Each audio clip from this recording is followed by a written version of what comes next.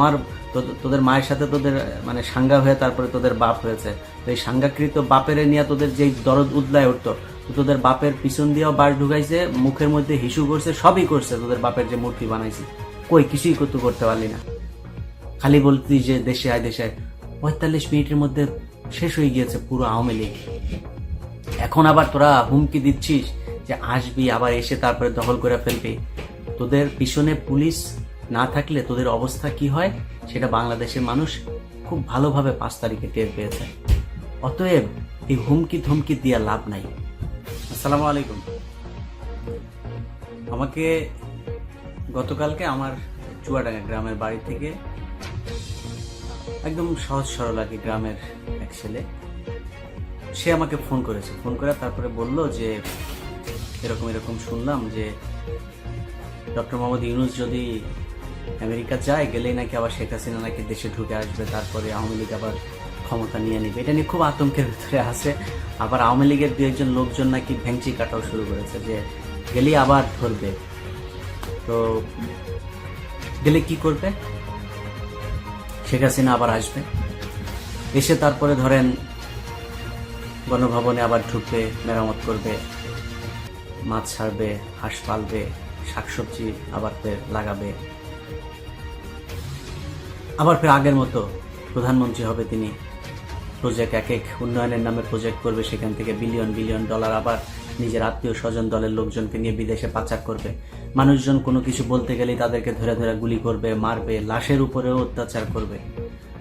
এটা হচ্ছে তাদের আবার ফের স্বপ্ন। তো লজ্জা শরম তো কিছু থাকা উচিত, তাই না?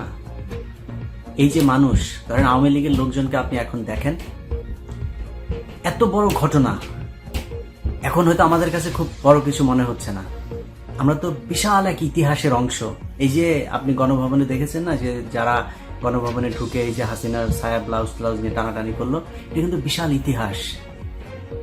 আমি জানি না যে মানে পৃথিবী এই ভার্চুয়ালি কতদিন চলবে, যতদিন এই প্রযুক্তি থাকবে, ফেসবুক, ইউটিউব এগুলো যতদিন থাকবে ততদিন এটা হিস্ট্রি। পৃথিবীর বাংলাদেশে যতদিন এই পৃথিবী বেঁচে থাকবে, বাংলাদেশের মানুষ সেগুলো মনে করবে এবং বলবে চুরি বাবা এত স্বৈরাচার একটা মানে অত্যাচারী একজন শাসক ছিল, যার ভাত রান্না করার পরে সেটা খাওয়ার সময়টাও দেয় না, জনগণ ঝাড়ু দিয়ে তারায় বের করে দিয়েছে। একটু একটু করে তারপরে তারা মানে বের হওয়ার চেষ্টা করছে। তো সেই বের হতে গিয়ে একজনের একটা ভিডিও দেখলাম, সে বলছে মানে পিছনে তার ভিডিওর ইয়েতে ব্যাকগ্রাউন্ডে আপনার স্যাড মিউজিক লাগিয়েছে, মিউজিক লাগিয়ে তারপরে বলছে প্রধানমন্ত্রীর বের হয়ে যাওয়ার সেই সময়টুকু সেটা কেমন ছিল। ছিল শেখ হাসিনা নাকি যাবেই না, তাকে জোর করে সবাই বুঝাচ্ছিল সে যাবে না, এই দেশের মানুষকে রেখে সে নাকি যাবে না। এরপরে শেখ রেহেনা তাকে বুঝাইলো, বলল যে আমার বাবার মতোই অবস্থা করতে চাচ্ছিস তুমিও কি বাবার মতো মরতে চাও, জীবন দিতে চাও, চলো জীবনটা বাঁচাও। তাকে নাকি বুঝায় টুঝায় তারপরে হেলিকপ্টার। শেখ হাসিনারে তো দেখা মনে হইলো যে মানে লুঙ্গি উদাম করে তারপরে দৌড় দিলে যে অবস্থা, তো ওইভাবে দৌড়ায় হেলিকপ্টারে উঠতেছে। আমরা তো সেই ভিডিওগুলো তো এখন দেখছি। এটা এখন তারা নানান ধরনের ন্যারেটিভ মানুষের সামনে তুলে ধরার চেষ্টা করছে। এখন এই যে বাংলাদেশের মানুষ এইভাবে তাদেরকে জুতা পেটা করে তারপর বের করলো, মিনিমাম আওয়ামী লীগের লোকজনের ভিতরে আপনি দেখছেন যে কোনো অনুশোচনা আছে, কোনো অনুতপ্ত হচ্ছে যে ওকে আমরা একটা ভুল করেছিলাম, সেই ভুলটা সংশোধন করতেছে। ওদের এখনো কথাবার্তা, ওরা আবার দেশে আসবে, আবার সেইভাবে খাবে। 5 তারিখে যেদিন শেখ হাসিনা দেশ থেকে বের হয়, সেদিন কি ডক্টর মোহাম্মদ ইউনূস বাংলাদেশে ছিল? ডক্টর মোহাম্মদ ইউনূস তো সেদিন বাংলাদেশে ছিল না, সে তো দেশের বাইরেই ছিল। তো শেখ হাসিনা পলাইলো কেন? এখন ডক্টর মোহাম্মদ ইউনূস বের হবে আর আপনি চট করে ঢুকে যাবেন, আপনার লোকজন এই স্বপ্ন দেখে। এগুলো শেখ হাসিনার শয়তানি। 2 দিন পর পর নিজে ফোন রেকর্ড করে সেটা ছাড়ে তারপরে বুঝায়। আর তো বলার তো জায়গা নাই। এখন তো মনে করেন শেখ হাসিনা যদি কোনো গণমাধ্যমে কোনো কিছু যদি পাঠায় বা বক্তব্য যদি পাঠায়, তাহলে তো পাশার চামড়া উঠাই দিবে। কোনো টেলিভিশন তো আর ওই ঝুঁকি নিতে যাবে না। তো শেখ হাসিনাকে বলবো, আমার বাংলা এডিশন নামে যে নতুন পোর্টাল চালু হয়েছে, আমার ফেসবুক, ইউটিউব আছে, বাংলা এডিশনে যাবেন, আমার কাছে পাঠান, আমি চালাবো। আমার কিন্তু ওই ভয় নাই, কারণ আমি তো এতদিন আপনার দালালি করিনি। তো আমি চালাইতে, আমার কাছে দিয়েন, আপনার যা যা বলতে মন চায় ম্যাডাম আপনি দিয়েন, আমি চালাবো। এখন এই শেখ হাসিনার কোনো বক্তব্য কেউ চালাইতে পারে না, ও নিজে নিজে ফোন রেকর্ড করে তারপরে পাবলিকের মাঝে একটা উত্তেজনা তৈরি করে।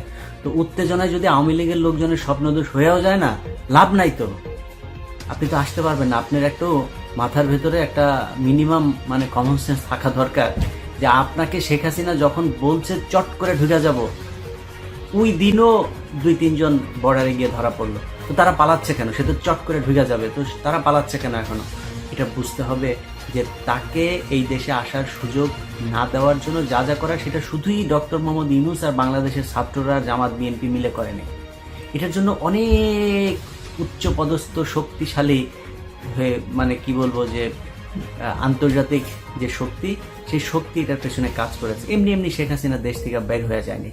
সো এই আজাইরা স্বপ্নদোষ, এই স্বপ্ন দেখে তারপরে স্বপ্নদোষ করে লাভ নেই, কারণ শেখ হাসিনা ঢুকতে পারবে না। আর শেখ হাসিনা যদি ঢুকতে চায়, আমরা তো চাই শেখ হাসিনা বাংলাদেশে ঢুকুক। এখন তারা তো দরকার বাংলাদেশে। এই যে $103 বিলিয়ন যে বৈদেশিক ঋণ রেখে গেল, এই যে একের পর এক এই বিভিন্ন ঘটনায় মানুষকে যে খুন করেছে, গুম করেছে, সালমান এফ রহমান, তারপরে এস আলম সহ যাদেরকে ক্যাশিয়ার বানিয়ে কয়দিন আগে যে Zafrullah Chowdhury, Midland bank tank, এগুলো যে বাংলাদেশটাকে যে একদম ঝাঁঝরা করে দিয়েছে, এটার জন্য তো আমাদের দরকার তাকে। আমরাও তো চাই শেখ হাসিনা দেশে আসুক, আসতে বলেন। কিন্তু আপনারা স্বপ্ন দেখছেন যে শেখ হাসিনা আসবে, আবার আওয়ামী লীগ ওইভাবে ক্ষমতায় আসবে, আবার আওয়ামী লীগ ক্ষমতায় এসে তারপরে আপনাদেরকে ক্ষমতায় বসাবে। যেমন সালমান এফ রহমানের দাড়ি ছিল, দাড়ি কাটছে। মানিকের দাড়ি ছিল না, দাড়ি রাখার চেষ্টা করছিল। ওই শ্যামল দত্তর দাড়ি গোপটপ ছিল, দাড়ি গোপটপ সব কেটে ফেলছে। কারোর দাড়ি ছিল, দাড়ি রাখে, কেউ দাড়ি ছিল না, সে দাড়ি কাটে। মানে এই হচ্ছে আওয়ামী লীগের অবস্থা। আপনাদের নেতাদেরকে দেখে মিনিমাম কোনো হয় না। এখন আপনি চিন্তা করছেন যে ডক্টর মোহাম্মদ ইউনূস এখানে আসবে আর আপনারা দেশটা দখল করে ফেলবেন।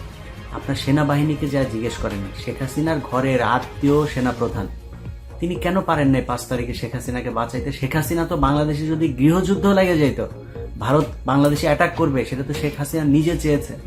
এটা ইন্ডিয়ান পত্রিকা, একদম মেইন স্ট্রিমের বিশাল বড় আন্তর্জাতিক গণমাধ্যম, তারা বলেছে যে last 45 minutes of Sheikh Hasina, সেই জায়গায় তারা যে ডেসক্রিপশন দিয়েছে শেখ হাসিনার পালিয়ে যাওয়ার সময় শেখ হাসিনা কি করেছে। শেখ হাসিনা সেনা প্রধানকে ফোন করেছে, পুলিশ প্রধানকে ফোন করেছে, অমিত শাহকে ফোন করেছে, তারপরে ওইদিকে কি বলে ওদের চাওয়ালাকে ফোন করেছে।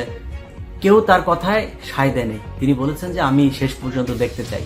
এসএসএফ কে নিয়েও সে থাকতে চেয়েছে, যে এসএসএফ দিয়েও সে চেষ্টা করবে যে গণভবনে সে টিকে থাকতে। তাকে কেন থাকতে দেয়নি এটা বুঝবেন না আপনারা? তো সামনে পরিস্থিতি যেটা এখন হচ্ছে, যে যা যা ঘটছে, আমার কাছে আমি খুব কমফোর্ট ফিল করি না এই বিষয়গুলোতে। কিন্তু আওয়ামী লীগ আবার আসবে, এসে আবার ক্ষমতায় বসা যাবে, বাংলাদেশে গৃহযুদ্ধ বাঁধতে পারে। শেখ হাসিনার আওয়ামী লীগ আবার ফের আসবে। ভাই, গত 15 বছর ধরে কতবার যে দেশে আয়, মানে আমার মতো লোক, আমার মতো এরকম ছোটখাটো লোক, আমার মতো এত নিচু, মানে আপনাদের তো মানে এত বড় কি বলে যে বিশাল বড় রাজনৈতিক নেতাও না, বিশাল বড় কোনো পদেও ছিলাম না, কিছু না। আমি জাস্ট ইউটিউবে আমি ভিডিও তৈরি করতাম। তো আমার মতো একজন লোককে যে পরিমাণে হুমকি খেতে হয়েছে যে দেশে আয়, এর বাইরে তারেক রহমানকে মনে করেন দেশে নিয়ে বিচার করবে, ইন্টারপোলের কাছে নাকি সবকিছু জানানো হয়েছে, নানান কিছু। এত কিছুর পরে আপনারা 45 মিনিটের মধ্যে পুরো দেশ ঠান্ডা হয়ে গেল। এতদিন আপনারা বলে আসলেন 15ই আগস্টে নাকি আপনাদের বাপেরা নাকি কিছু করতে পারে না, এখন কইরা দেখিস। এগুলি নিয়ে আমি যখন শেখ মুজিবরা, তো আমি উলঙ্গ করে দিতাম, সবসময় উলঙ্গ করে এই কথা বলতাম। বদমাইশ ছিল। এই বদমাইশে নিয়ে যখন ভিডিও বানাইতাম, তখন বলতো যে আমার বাপেরা পারে নাই, তুই এইবার দেশে, তুই আমার তোদের মায়ের সাথে তোদের মানে সাঙ্গা হয়ে তারপরে তোদের বাপ হয়েছে। তো এই সাঙ্গাকৃত বাপেরে নিয়ে তোদের যেই দরদ উদলায় উঠতো, তোদের বাপের পিছন দিয়েও বাস ঢুকাইছে, মুখের মধ্যে হিসু করছে, সবই করছে। তোদের বাপের যে মূর্তি বানাইছে, কই কিছুই করতে পারলি না। খালি বলতি যে দেশে আয়, দেশে আয়। 45 মিনিটের মধ্যে শেষ হয়ে গিয়েছে পুরো আওয়ামী লীগ। এখন আবার তোরা হুমকি দিচ্ছিস যে আসবি, আবার এসে তারপরে দখল করে ফেলবি। তোদের পিছনে পুলিশ না থাকলে তোদের অবস্থা কি হয় সেটা বাংলাদেশের মানুষ খুব ভালোভাবে 5 তারিখে টের পেয়েছে। অতএব এই হুমকি ধমকি দিয়ে লাভ নাই। যদি তোদের আম্মাকে যদি আবার দেশে নিতে মনে চায়, দেশে নিয়ে যা, দেশে নিয়ে যায়, তারপরে কর। তোদের সাথে কথা বলতে গেলে মানে ধৈর্য ধরে সুন্দরভাবে কথা বলার মতো রুচিটাও থাকে না। কারণ তোরা যেই মানে ভাষায় যেইভাবে তোরা কথা বলতে চাস, যেইভাবে উস্কানি দিতে চাস, সেইভাবে কথা বলতে গেলে অনেক খারাপ হইতে হবে না। আমরা তো অত খারাপ হইতে পারবো না। তাই সুন্দর করে বললাম যে বাবা দেশে আয়, তোর মাকে নিয়ে যদি আসতে চাস তোর মাকেও নিয়ে আয়, আমরা অপেক্ষা করছি তোর মা দেশে যাবে, আমরা এটা দেখতে চাই। দেখি আওয়ামী লীগ কত ক্ষমতাশালী, তাহলে বুঝবো যে আসলে তোরা তো সবসময় বলিস যে তোরা নাকি রাস্তায় পয়দা হুয়া। তো তোরা তো আওয়ামী লীগ যেহেতু রাস্তায় পয়দা হুয়া, তো রাস্তায় পয়দা হুয়ারা রাস্তায় আয়, দেখি কিরকম পারিস, তারপরে বুঝবো না যে কি করতে পারিস। তোদের আম্মার আরেক মধ্য মাতাল এক পুত্র আছে, এই 5,500 বিজ্ঞানী, এই দুইজনে মিলা তোদের উস্কানি দেয়, আর তোরা স্বপ্ন দেখে স্বপ্ন দোষ হয়তো দেয় দেশে যা। তোদের আম্মারে আর আম্মার পুত্ররে বল দেশে যাইতে, তোদের না করে নাই তো দেশে যাইতে বল, যায় না কেন? তোদের আম্মাদের আরো আত্মীয় স্বজন আছে, কেউই নাই। তোদেরকে ছাগলের 3 নাম্বার বাচ্চার মতো ব্যয় করায়, আর তোরা এই ছাগলের মতো ডাকাটাই করিস। যাই হোক, এই ডাকাটা কি বন্ধ কর, হ্যাঁ বন্ধ করে।